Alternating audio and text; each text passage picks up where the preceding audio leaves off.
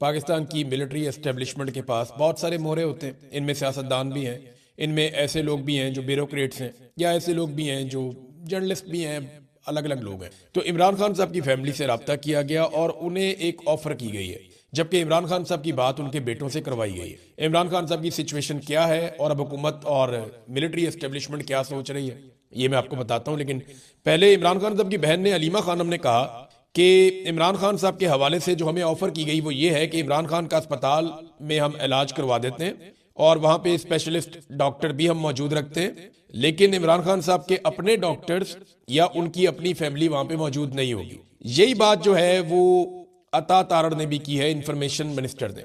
अता तारड़ ने इससे पहले कौम को गुमराह किया था और अता तारड़ ने क्लेम किया था कि इमरान खान साहब की जो सेहत है वो बिल्कुल ठीक है, कोई ऐसा प्रॉब्लम नहीं है, छोटा मोटा प्रॉब्लम था वो हमने इलाज कर दिया। तो ये पहले अता तारड़ ने लोगों को गुमराह भी किया था। अब अता तारड़ कहते हैं जी कि इमरान खान की आंख का इलाज खास तिब्बी मरकज में माहिरीन की मौजूदगी में करवा दिया जाएगा। जगह उन्होंने नहीं बताई कि कौन से तिब्बी मरकज में करवाया जाएगा, लेकिन कोई तिब्बी मरकज है जहां पे वो कहते हैं कि इमरान खान साहब की आंख का इलाज करवाया जाएगा और माहिरीन की मौजूदगी में होगा। और सुप्रीम कोर्ट में इस इलाज के हवाले से हम तफसीली रिपोर्ट भी जमा करवा देंगे।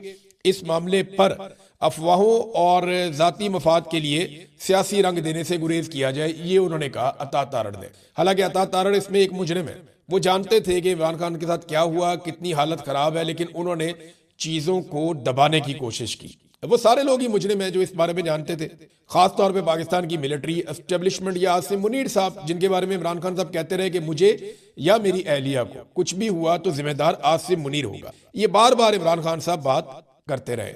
अब इमरान खान साहब की फैमिली ये कहती है कि अलीमा खानम ने खुद भी ये कहा कि ये जो कह रहे हैं कि अस्पताल में ले जाके इमरान खान का इलाज करवा देंगे, लेकिन वहां पे फैमिली के डॉक्टर्स मौजूद नहीं होंगे, ना फैमिली मौजूद होगी, तो ये तो डॉक्टरों को मैनेज कर लेंगे और ये रिपोर्टें भी मैनेज कर लेंगे, ये सारी चीजें कंट्रोल कर लेंगे और इमरान खान के साथ हुआ क्या ये चीजें बाहर नहीं आने देंगे और ना हमें पता चलेगा। अब उनकी डिमांड ये है कि इमरान खान साहब के डॉक्टर्स को, और दूसरा वो ये कहते हैं कि जहां पे ज्यादा सहूलियात है, देखिए ये डॉक्टर से आप बात करें, जिन लोगों को समझ है थोड़ी सी मेडिकल साइंस की, वो ये जानते हैं इमरान खान साहब की बीमारी उनकी आंख में नहीं है, उनकी बीमारी उनके ब्लड में है।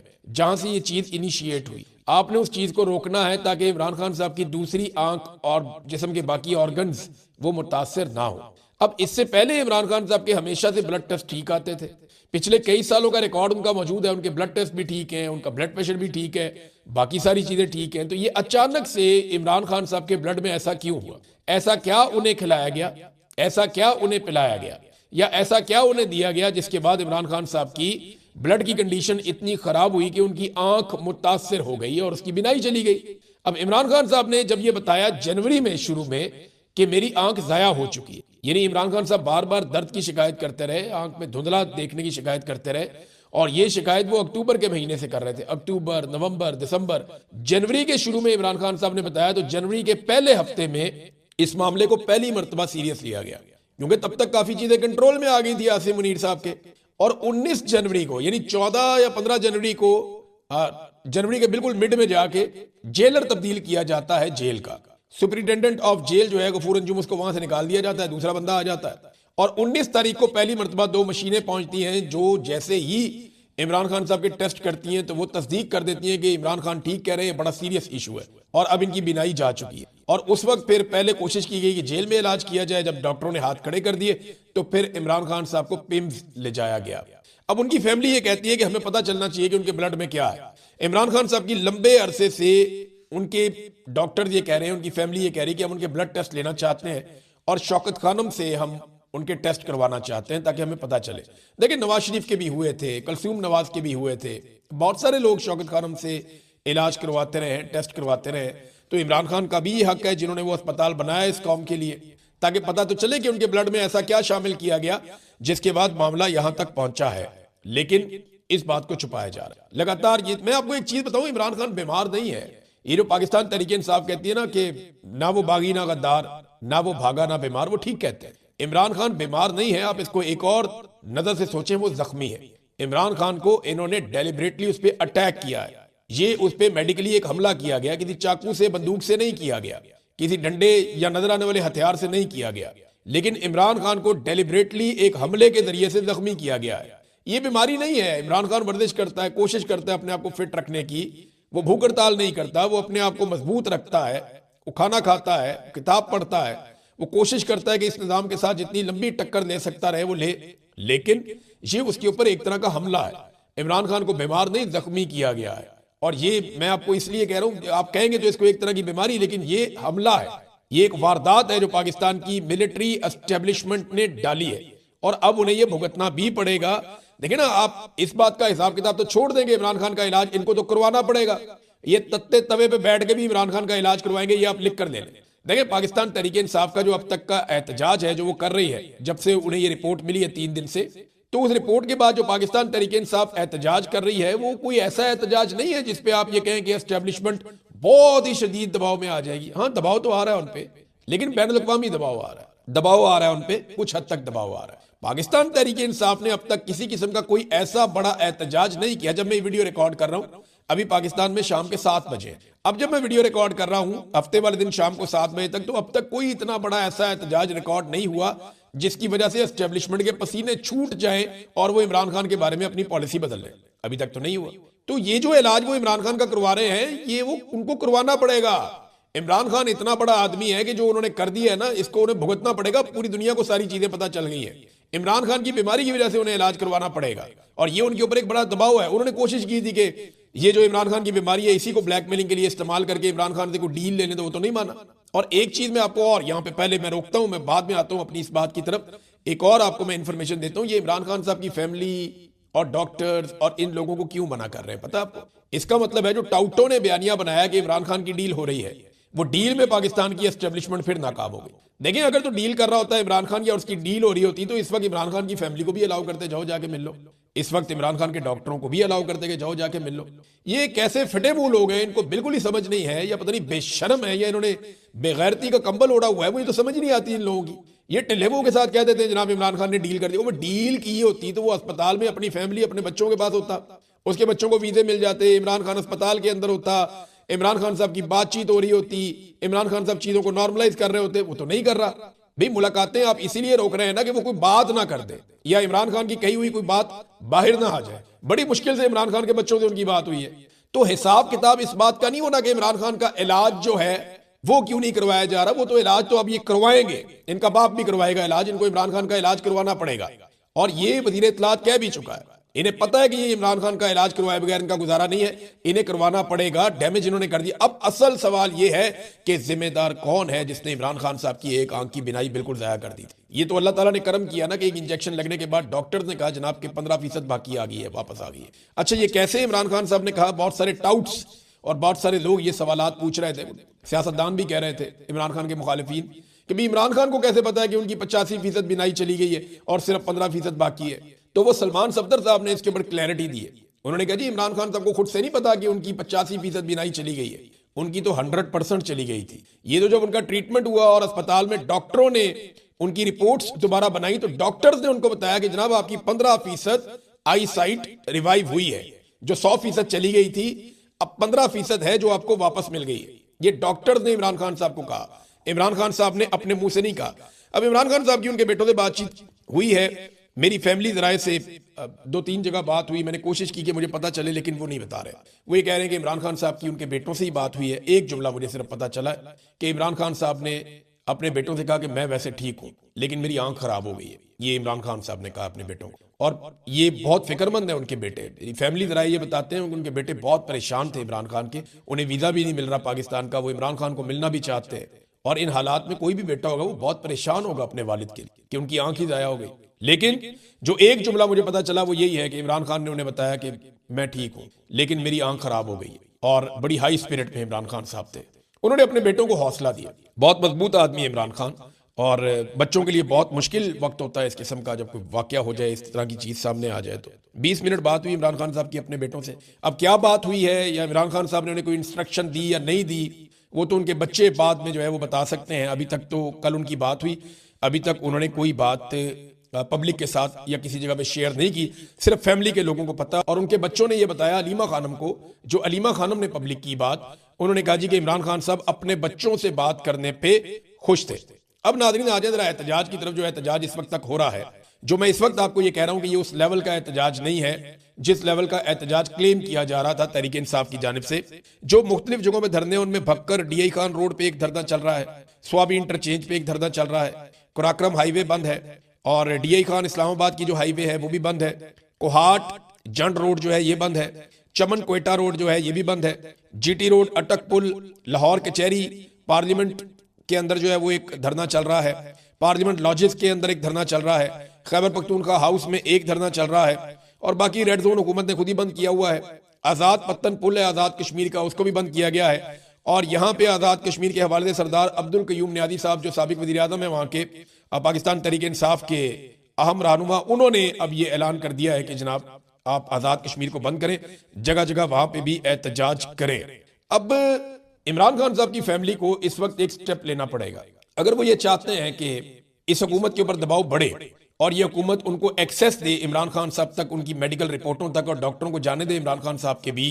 तो देखें ना, कुछ तो है जो हुकूमत छुपा रही है। हुकूमत इमरान खान साहब के ब्लड टेस्ट नहीं करने दे रही बड़े लंबे अरसे से। कुछ तो है जो ये कर रहे हैं इमरान खान के साथ, स्लो पॉइजनिंग कर रहे हैं, जो भी कर रहे हैं ये कुछ कर रहे हैं इमरान खान के साथ। अब इसमें आप ये बात ज़हन में, कुछ कर रहे हैं तभी तो छुपा रहे हैं, वरना छुपाने की वजह कोई नहीं थी। इमरान खान साहब की फैमिली को और डॉक्टर्स को इंटरनेशनल मीडिया के साथ एक प्रेस कॉन्फ्रेंस अब करनी चाहिए। सियासी लोगों को छोड़ दें, सियासतदानों को छोड़ दें, फैमिली उनकी बहनें बैठे, उनके डॉक्टर बैठे और बैठ के इंटरनेशनल मीडिया के जो जर्नलिस्ट हैं उन्हें बुला लें इस्लामाबाद में और उनके साथ बैठकर एक प्रेस कॉन्फ्रेंस करें और उन्हें बताएं कि डीजी आईएसपीआर ने क्या कहा जिस वक्त इमरान खान साहब की हालत बहुत खराब थी। उन्हें बताएं कि जेल को कैसे आसिम मुनीर साहब एक कर्नल के जरिए कंट्रोल कर रहे हैं। उन्हें बताएं कि किस तरीके से इमरान खान साहब की मेडिकल कंडीशन जो है उनको कंप्रोमाइज किया गया है और उनको किस किस्म के खदशात हैं। ये सारे बयानात उठा के, इस रिपोर्ट को उठा के और बाकी चीजें सारी उनके सामने रखें और अपने खदशात और डिमांड्स इंटरनेशनल मीडिया के सामने रखें, तब इस हुकूमत के ऊपर मुझे लगता है कोई प्रेशर आएगा। अदरवाइज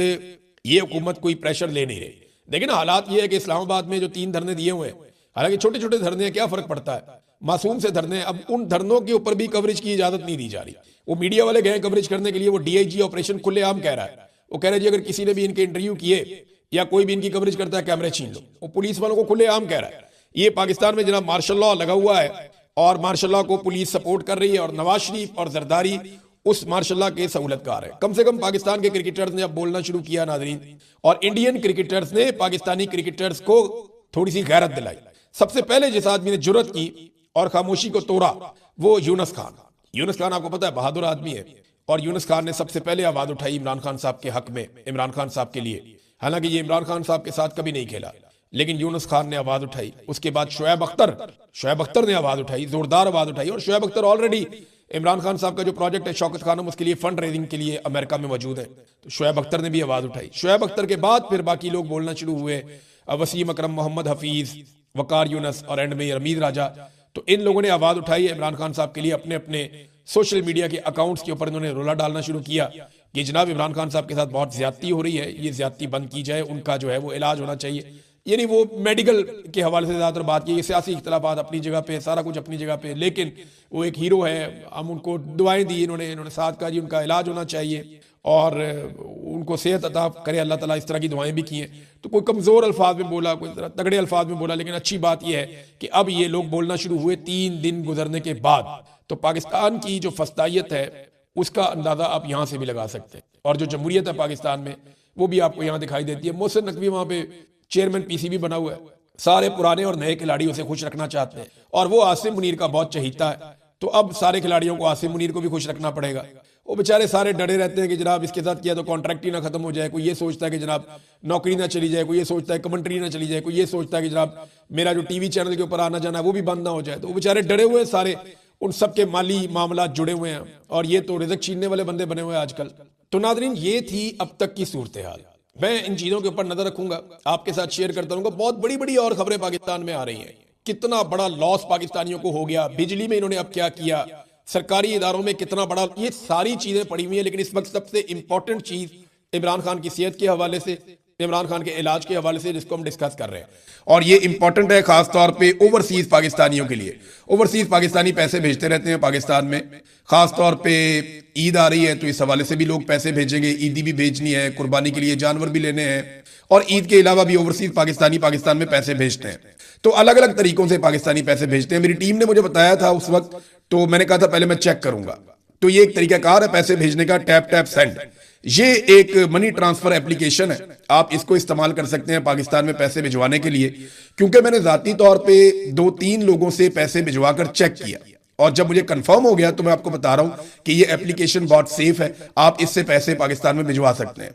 3 फायदे होंगे आपको और चौथा फायदा मैं आपको बाद में बताता हूं। पहला फायदा तो इसमें यह है कि ये फास्ट ट्रैक है, आपका पैसा बहुत तेजी से पाकिस्तान चला जाएगा आपके प्यारों के पास। दूसरा फायदा यह है कि इसका एक्सचेंज रेट बहुत अच्छा है, यानी जो कटौती होती है वो ज्यादा कटौती आपके पैसों में से नहीं होगी, आपके पैसे बचेंगे। नंबर 3, ये बहुत क्रेडिबल सोर्स है, यानी मैंने खुद करके देखा तो इसलिए मैं आपको ये कह सकता हूं कि क्रेडिबल है और आपके पैसे जरूर चले जाते हैं और आपको इससे फायदा भी होता है। और चौथा ये है कि अगर आप मेरा प्रोमो कोड इस्तेमाल करेंगे तो आपको एक ईदी भी मिल जाएगी। ये ईद से पहले आप इसको ईदी कह लें और ईद के बाद आप इसको बोनस कह लें। यानी जो भी शख्स पहली ट्रांजैक्शन करेगा इस एप्लीकेशन को डाउनलोड करने के बाद या इस एप्लीकेशन के जरिए से उसे एक बोनस भी मिलेगा। किन ममालिक से आप पैसे भिजवा सकते हैं? तो फिलहाल अमेरिका से, बरतानिया से, ऑस्ट्रेलिया से, यूरोप से, कनाडा से और दीगर ममालिक से आप पैसे भिजवा सकते हैं पाकिस्तान में बड़ी आसानी के साथ। तो ये एक एप्लीकेशन है टैप टैप सेंड, इसको आप इस्तेमाल करें और पाकिस्तान में अपने प्यारों को पैसे भेजें, ज्यादा तेजी से जाएंगे और बगैर कटौती के जाएंगे, यानी बहुत कम कटौती होगी आपकी, एक्सचेंज रेट आपको अच्छा मिलेगा और यह है कि आपके पैसे महफूज रहेंगे। ईरान ने एक बड़ी कार्रवाई की है नाजरीन आबना हुर्मुज़ में और एक असलहे से भरा हुआ एक पूरा शिप वो काबू कर लिया। ये कैसे हुआ? ये बाकायदा बीबीसी के ऊपर इस पे खबर छपी हुई है कि खलीज ओमान में एक ऐसे जहाज को जो मुबैना तौर पे फ्लोटिंग आर्मरी यानी असला लेकर जाने के तौर पर काम कर रहा था, ईरानी फौजी एहलकारों ने इसको जब्त कर लिया है। और बरतानिया की मैरीटाइम ट्रेड ऑपरेशंस तंजीम के मुताबिक ये जहाज अब ईरानी इलाकाई पानियों की तरफ लेकर जाया जा रहा है, जिसके अंदर असला था। असले की नौयत के बारे में पता नहीं चला, लेकिन ईरान ने एक बड़ी कार्रवाई की है। पूरा बहरी जहाज जो असला वाला है लदा हुआ, इन रिपोर्टों के मुताबिक जो बीबीसी में भी छपी है, ईरान ने काबू कर लिया है और वो इस जहाज को अपने पानियों की तरफ, अपनी जमीन की तरफ लेकर जा रहा है। एक बड़ी इंटरेस्टिंग खबर और है, डोनाल्ड ट्रंप के साथ जो वफद गया ना चाइना में, वो अपने साथ अपने गैजेट्स नहीं लेकर गए, यानी अपनी जो जाती डिवाइसेस हैं जैसा कि मोबाइल फोन, जैसा कि लैपटॉप, वो इस तरह की बेशतर चीजें छोड़ कर गए। और इसकी वजह क्या है? ये बड़ी इंटरेस्टिंग खबर है, ये दुनिया भर का मीडिया इसको चला भी रहा है। यानी चीन का जो दौरा है इसमें एक डिजिटल खतरा महसूस किया जा रहा था। सदर डोनाल्ड ट्रंप के दौरे चीन में अमरीकी वफद के अरकान जाती डिवाइसेस साथ नहीं लेकर गए। आला तरीन अमरीकी वफद के अरकान भी साइबर सिक्योरिटी प्रोटोकॉल्स के खौफ का शिकार नजर आए और मीडिया रिपोर्ट्स के मुताबिक, जो अमेरिकन मीडिया दे रहा है, अरकान तो अपने फोन और लैपटॉप साथ लेकर ही नहीं गए, कई अरकान ने यह भी किया। अमरीकी हुकाम को खदशा है कि कहीं कोई चीनी सिक्योरिटी सिस्टम इनके जाती लैपटॉप और टेलीफोनों की जासूसी ना कर ले और इनका सारा रिकॉर्ड जो है उसको कंट्रोल ना कर ले। लिहाजा वो अपने लैपटॉप्स और अपने मोबाइल फोन्स और अपनी जो कीमती चीजें हैं जिनके अंदर उनका रिकॉर्ड है, वो लेकर उन्होंने ट्रेवल नहीं किया। चाइना की टेक्नोलॉजी से दुनिया के जो टॉप बिजनेसमैन हैं या दुनिया की जो सुपर पावर है अमेरिका, उसके टॉप ऑफिशियल्स भी चाइना के अंदर अपनी साइबर सिक्योरिटी के हवाले से इतने खौफजदा हैं कि वो अपनी जाती डिवाइसेस भी नहीं लेकर गए कि अगर हम वहां ले गए तो पता नहीं क्या कुछ चाइना यहां से निकाल लेगा और उसके बाद वो चीजें हमारे खिलाफ इस्तेमाल भी हो सकती हैं। नाजरीन, एक और खबर पाकिस्तान से है। ये खबर कोई अच्छी नहीं है। बिलावल जरदारी एक प्रेस कॉन्फ्रेंस कर रहे थे, उन्होंने अपने दाएं बाएं लोगों को बिठाया हुआ था। एक तरफ उन्होंने राजा परवेज अशरफ साबिक वजीर आजम उनको बिठाया हुआ था, फिर एक तरफ उन्होंने शेरी रहमान को बिठाया हुआ था जो अमेरिका के अंदर पाकिस्तान की सफीर भी रही हैं, जो साबिक इंफॉर्मेशन मिनिस्टर भी गालिबन रही हैं, और एक तरफ जो है वो बैठी हुई थी शाजिया मरी साहिबा। शाजिया मरी साहिबा पाकिस्तान पीपल्स पार्टी की एक पुरानी कारकुन है और पाकिस्तान पीपल्स पार्टी की तरफ से कई मरतबा वो असेंबली में पहुंची हैं मखसूस नशिस्तों के ऊपर। तो शाजिया मरी साहिबा को बिलावल भुट्टो जरदारी साहब ने झाड़ दिया प्रेस कॉन्फ्रेंस के बीच में लाइव सारे मीडिया के सामने। ये बड़ा अनफॉर्चुनेट है और जिस तरीके से तज़हीक का निशाना बनाया बिलावल जरदारी ने वो नामुनासिब था। यानी ये खातून के साथ जिस तरह बिलावल ने बात की, वो उनकी अपनी पार्टी की है, एक ही पार्टी में है, इकट्ठे ही हैं सारे, कोई आपस में मुखालफत भी नहीं है। या तो खातून उनके साथ बदतमीजी कर रही होती या उनके ऊपर चढ़ाई कर रही होती या खातून उनके साथ कुछ ऐसी ज्यादती कर रही होती तो चले वो आगे से रिस्पॉन्ड कर लेते इस तरीके से अपनी जुबान के साथ। लेकिन यहाँ पे तो वो खातून उनकी अपनी पार्टी की हैं। हुआ ये है कि बिलावल बड़ी होशियारी के साथ अपने आप को बेनजीर इनकम सपोर्ट प्रोग्राम के हवाले से होने वाले एक सवाल से अलग कर रहे थे कि मुझे इल्म नहीं है कौन सा वजीर है, आप किसकी बात कर रहे हैं। तो वहां शाजिया मरी ने लुकमा दे दिया उन्होंने कहा जी स्टेट मिनिस्टर है शायद, वो राणा सनाउल्लाह नहीं, वो नॉट वफाकी वजीर, वो खेलदास ने कहा है। तो साथ ही बिलावल ने कहा कि I am not asking you, मैंने तुमसे नहीं पूछा। तो दोबारा बोलने की कोशिश की, सॉरी सर मुझे अभी इसने कहा, तो इस तरह करके उन्होंने बोलने की कोशिश की जब शादिया मरी ने, तो बिलावल ने ऊंची आवाज में कहा थैंक यू, ताकि वो चुप हो जाए, और उनका मुंह देखने वाला था, यानी मुझे अफसोस हुआ। देखिए शादिया मरी साहिबा के हवाले से मैंने ये खबर आपको क्यों सुनाई, इसका एक बैकग्राउंड है। बैकग्राउंड ये है कि एक दौर में मेरे प्रोड्यूसर ने इनसे रब्ता किया, कोऑर्डिनेशन जो करता था लड़का, उसने रब्ता किया जी कि आप इमरान रियाज साहब के प्रोग्राम में आ जाएं पाकिस्तान पीपल्स पार्टी की नुमाइंदगी करने के लिए। तो शादिया मरी साहिबा ने आगे से जवाब दिया था कि उनका लहजा सख्त है, यानी वो जो बात करते हैं उनका लहजा मुझे पसंद नहीं है, सख्त लहजा उनका, तो इसलिए मैं उनके प्रोग्राम में आने से माजरत करती हूँ। तो आज मैंने देखा बिलावल ने जिस सख्त लहजे के साथ उनके साथ बात की, तो मैं तो उनकी पार्टी का नहीं था, मेरा तो लहजा अवामी सवालात हमने करने होते हैं, जिसकी भी हुकूमत होती है हमारा लहजा ऐसा ही होता है, जैसा मैं हूँ वैसा ही हूँ। सवालात जो है वो हमेशा वो पूछते हैं हम जो लोगों के दिमाग में होते हैं। तो हर किस्म की पॉलिटिकल पार्टी से हमेशा पूछे हैं। एक दौर में पीटीआई को हम पसंद नहीं थे, शहीद अरशद शरीफ को मुझे बहुत बुरा भला भी कहा गया, एक दौर में उस्मान बुज़दार के लोगों ने बहुत बुरा भला कहा, जब हमने स्कैंडल्स पकड़े पीटीआई के दौर में तब बहुत बुरा भला कहा गया, फिर पीएमएलएन के दौर में बहुत बुरा भला कहा गया, पीपल्स पार्टी के दौर में भी ऐसा ही हुआ हमारे साथ, तो आजकल के दौर में भी ऐसा। और हमारे लिए ये चीज नई नहीं है, लेकिन शादिया मरी ने कहा जी इनका लहजा बहुत सख्त है, तो मुझे लहजा पसंद नहीं है। तो आज बिलावल का लहजा मुझे लगता है उन्हें काफी पसंद आया होगा, और यहाँ पे वो कंप्रोमाइज कर लेंगी, उन्हें कर लेना चाहिए, क्योंकि यहाँ पे उनको हर दफा एक कौमी असेंबली की सीट मिल जाती है। देखिए बिलावल की मजबूरी है, वो समझनी पड़ेगी सारी पार्टी को कि कुछ चीजें उन्हें बता दी गई हैं, और ये जो बेनजीर इनकम सपोर्ट प्रोग्राम है या इस किस्म की चीजें, उनको एक बार्गेनिंग टूल के तौर पे जरदारी साहब या बिलावल जरदारी साहब इस्तेमाल करेंगे। इन्होंने अपने जाती मफादात लेने, उन्हें कुछ चीजें बता दी गई हैं। नंबर एक, वफाक जो है वो सूबाई इख्तियारात वापस ले लेगा, और ये वापस देने पड़ेंगे, इनको जूते पॉलिश कर करके देने पड़ेंगे। दूसरा, कंट्रोल जो है वो मिलिट्री एस्टेब्लिशमेंट के पास रहेगा। ये जो कंट्रोल है हुकूमत का, वफाक का, ये मिलिट्री एस्टेब्लिशमेंट कंट्रोल करेगी, हुक्मरानों का इसमें हिस्सा नहीं रहेगा। आप सबको ख्वाजा आसिफ की तरह का बनना पड़ेगा, जो खुलकर ये कहें कि जनाब हमें कोई फर्क नहीं पड़ता। ख्वाजा आसिफ की तरह आपको बनना पड़ेगा, जो खुलकर ये कहें कि जनाब हाइब्रिड निजाम है और हमें इस पे बहुत फख्र है। तीसरा ये है कि तमाम फ्लाई प्रोजेक्ट्स जिनके अंदर अवाम पे पैसे जाया किए जाते हैं, अवाम को सब्सिडीज दी जाती हैं, वो सारी चीजें अब बंद की जाएंगी आहिस्ता आहिस्ता, क्योंकि पाकिस्तान खुदा न खास्ता दिवालिया होने की तरफ जा रहा है, और इन्हें यह कह दिया गया है कि तुम लोगों ने अपना मुंह बंद रखना है, तुम्हारे केसेस खत्म कर दिए, तुम्हें इक्तदार में लाके बिठा दिया, तो अब चुप करके बैठो और मुल्क को चलाने दो। लेकिन अब मुल्क इनसे चल नहीं रहा, सियासी इस्तेहकाम नहीं है पाकिस्तान के अंदर, कोई आदमी पैसा लगाने के लिए तैयार नहीं है। लोग इनसे वादे कर लेते हैं कि हम पैसे लगाएंगे, लेकिन पैसा लगाता कोई नहीं है। कई कंपनियां पाकिस्तान में पैसा लगाना चाहती हैं, लेकिन वो ये सोचते हैं कि यहाँ पे तो इस्तेहकाम ही नहीं है, हमारा पैसा डूब जाएगा, तो लोग फिर पाकिस्तान में पैसा नहीं लगाते और हुकूमत को कर्जा लेना पड़ता है। अभी मैं डाटा देख रहा था, तो मौजूदा हुकूमत ने इस साल में कितना कर्जा लिया, ये रोजाना के हिसाब से 21 से 22 अरब रुपए बनते हैं। मुझे आप बताएं कि क्या इस हुकूमत ने अवाम के ऊपर रोजाना की बुनियाद पर 21 से 22 अरब रुपए खर्च किए? बिल्कुल खर्च नहीं किए। इमरान खान के दौर से इस दौर में इन्होंने 3 गुना ज्यादा कर्जा लिया है, यानी शहबाज शरीफ, आसिम मुनीर साहब ने इस दौर में इमरान खान के दौर से 3 गुना ज्यादा रफ्तार से कर्जा लिया है। इमरान खान के दौर में तो डैम भी बन रहे थे, मेगा प्रोजेक्ट्स हो रहे थे, सेहत कार्ड उसने दिया हुआ था, बिजली 4 गुना सस्ती थी, पेट्रोल जो है वो आधी से भी कम कीमत का था, गैस 10 गुना सस्ती थी, महंगाई जो है वो आधी थी जितनी अब है, नए अस्पताल, यूनिवर्सिटियां बन रही थी, हेल्थ कार्ड इमरान खान ने दिया हुआ था, सब्सिडीज दी हुई थी, अवाम को सहूलतें दी हुई थी, और कोरोना में उसको बहुत बड़े पैमाने पर कर्जा लेना पड़ा क्योंकि उसने पब्लिक को सपोर्ट करना था। तो आज तो वो सारा कुछ नहीं हो रहा। तो ये जो 3 गुना ज्यादा इन्होंने पैसा इकट्ठा कर दिया, ये पैसा गया किधर? कोई प्रोजेक्ट भी नहीं चल रहा। इनसे कोई पूछेगा क्या? कोई इनसे सवाल करेगा? अब इन्होंने आईनी अदालत बना दी है, इनसे सवाल भी नहीं किया जा सकता। जब आप सवाल करेंगे मामला जाएगा आईनी अदालत में, वो जज कहेगा जो हुक्म मेरे सरकार। तो अब सवाल भी आप नहीं कर सकते कि जनाब इतना पैसा जो आप इकट्ठा कर रहे हैं वो जा कहां रहा है, कौन से ऐसे प्रोजेक्ट आपने पाकिस्तान में लगा